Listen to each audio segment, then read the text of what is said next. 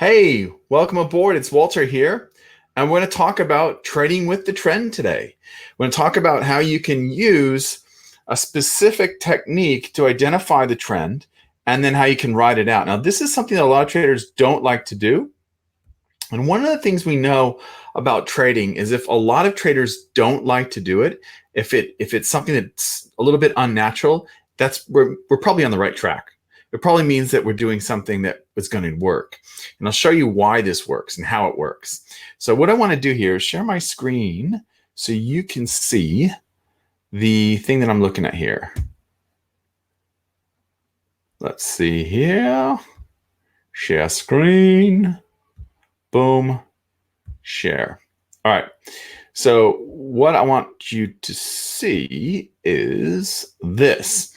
Now, what you should see here are a bunch of numbers and colors and things like that, and currency pairs there on the left.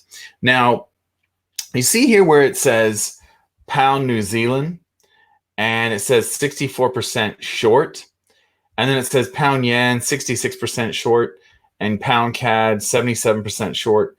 All of those currency pairs, all those pound New Zealand, pound yen, pound CAD, when I took this screenshot, what this is telling us is that, hey, Sashin, great to see you here. So what this is telling us is that the market as a whole, and I'm talking about the retail trader market, not talking about institutionals. This is a totally different thing from institutionals. But what this is doing is saying, look, most of the market are short. And so I want to go long. Now, I don't have a whole lot of time to get into the mechanics of this and the reasoning why you want to go long when everyone's short. But essentially, we'll just leave it at this. Most retail traders are trying to catch a falling knife. They're always thinking that this is the end of the trend. And so whenever there's a strong trend, you're going to see all the retail traders pile in thinking that it's gone too far, basically. That's our instinct as traders. And if you've ever taken the trader psychology test that I offer in one of my courses, you know that you probably came out as a reversal trader or a swing trader. Very few of you come out as trend traders, and that's okay. It's just our instinct. And so what we're doing here is we're identifying the strongest trends by looking at where are most of the traders piled in on one side. You can see down here at the bottom, see where it says Aussie Kiwi? 93%, and I'm actually short the Aussie Kiwi. So I'm in the 7% group as I record this. So I'm in the group of traders that are selling, and most traders are buying Aussie Kiwi right now. So this is a great indication that the Aussie Kiwi is probably going to keep going lower, just as we know up here, the pound CAD is likely to go higher. It's not 100%, it's not perfect, but it gives me an idea of how much steam the trend has. It's not because the traders are pushing it or whatever. Retail traders don't push the market. Retail traders have very little to do with the market. In any given instant, they can move it a bit, but it's not, the big sustained moves don't come from retail traders. We're a very small drop in the ocean, so to speak. So that's what I'm looking for here when I look at this page. I'm looking to see which one of these are beyond 70% because I want to be in the small group. Now, of course, I have to see that it's actually going to work in terms of the trades. Like, I don't just look at this and say, oh, hey, you know, everyone's piled in going long the Aussie Kiwi, so I'm going to short it today. It's not how it works. I still have to look for a naked trading setup. Like, that's still part of the deal. The point is, I can use this as a trend indicator. And so when that number comes back down and closer to 50-50, I have to assume that the trend's kind of petering out.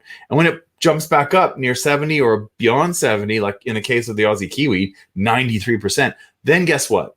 Now I know it's probably a good idea to get back in on the trend. So does that make sense? Now what I want to do is share with you how I would do this on the actual trades themselves. So if I pull up my chart here, this is the pound yen 8-hour chart, and we are looking at, I don't know when this is. It looks like it's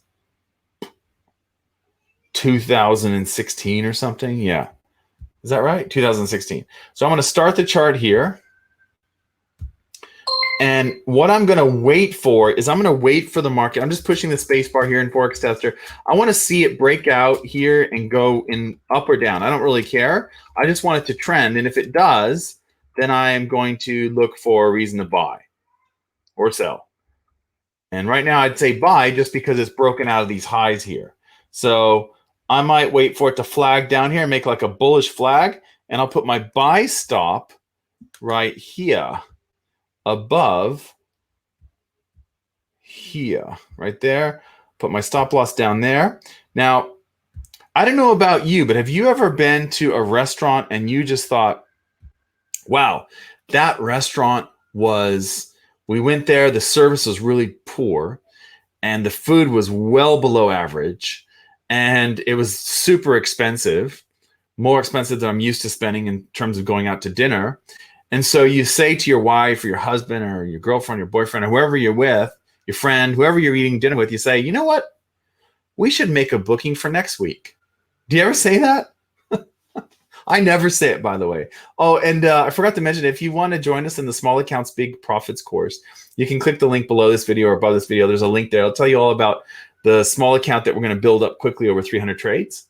And we're going to use some of these exact techniques that I'm going to share with you here in this video. But I don't ever go to a restaurant. And if that happens, I say, yeah, I want to book it again. I want to come back. But yet as traders, our default approach to trading is if we take a trade and it goes against us, for a lot of traders, I don't know about you, but when I first started trading, I would actually look to add another position because I thought, well, I think the market's going to go up. So if it's gone down against me and it's cheaper, I might as well buy it again. So that way, when it finally does go up, I'm going to make a whole lot more money. It's like going to a restaurant that's terrible and deciding to come back to that same restaurant. It's crazy, but the way that we think as traders, oftentimes we think, well, that's a better deal. Also, I'll average in more, take more, or whatever. It's probably not the best idea, right? So what I'm doing here is I'm going to do the opposite. It's called compounding or adding to your trades. So if I have a good trade here, now I don't know, this trade could end up being total garbage.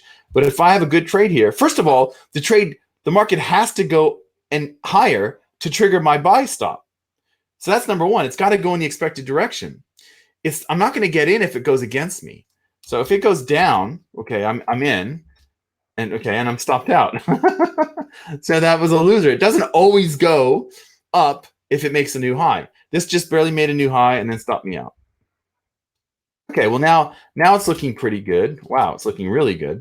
So now what I'm going to do is I'm going to put a buy stop above these candles right here. I'll put my stop loss down here, and we'll see if it decides to go higher.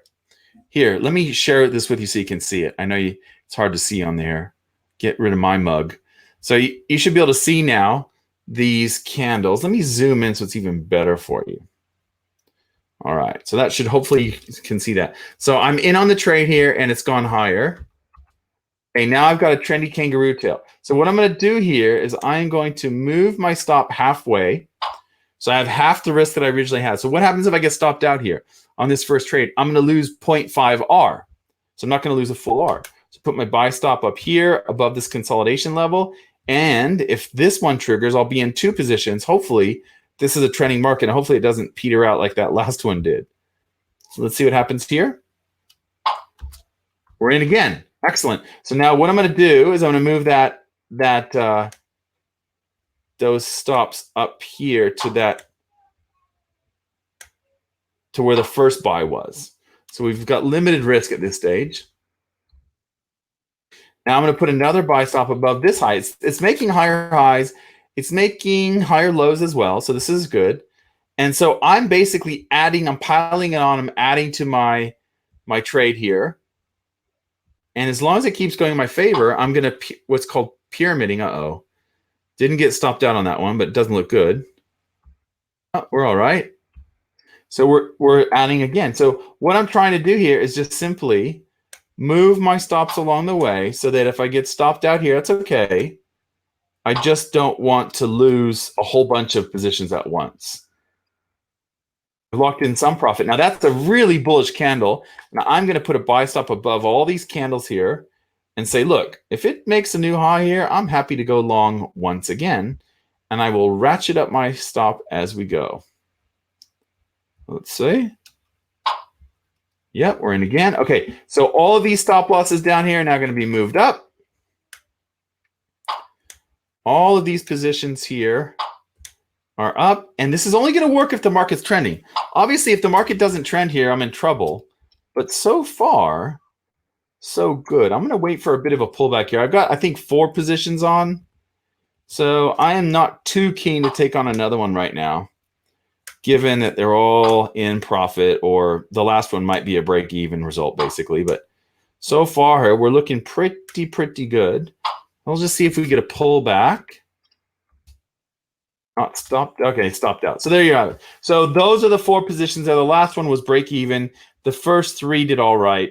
And so this is counterintuitive. It's not something that a lot of people like to do. Not a lot of people don't necessarily like to add to a trade. They don't want to, quote, ruin a good trade.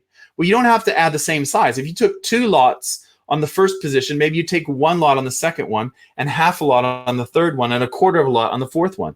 Doesn't have to be that way. Or you can do like an hourglass risk. So the first lot is 2 lots. The second lot is 1 lot. The third lot might be a quarter of a lot.